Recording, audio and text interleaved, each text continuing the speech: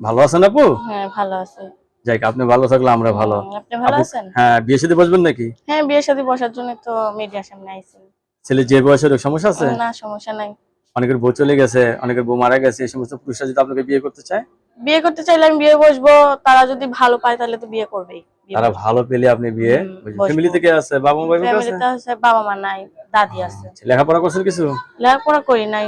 লেখাপড়া এই মানে টাকা পয়সা টাকার নাই। অভাবে লেখাপড়া দাদি করতে পারেন লেখাপড়া না। করে তো না, যতক্ষণে কাম করে খাওয়াই ততক্ষণে তো দাদি খায়। আচ্ছা, এখন যে বিয়ে বসতে চাচ্ছেন আপনার ফ্যামিলিগত কোনো সমস্যা নাই তো?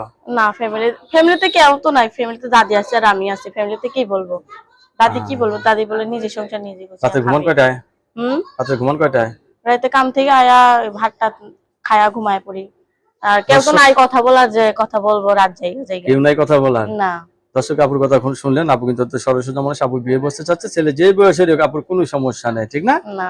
আচ্ছা, আপনাকে সবাই কথা ফোন দিবে, কারোর সাথে খারাপ ব্যবহার করবেন না, ঠিক আছে? হ্যাঁ।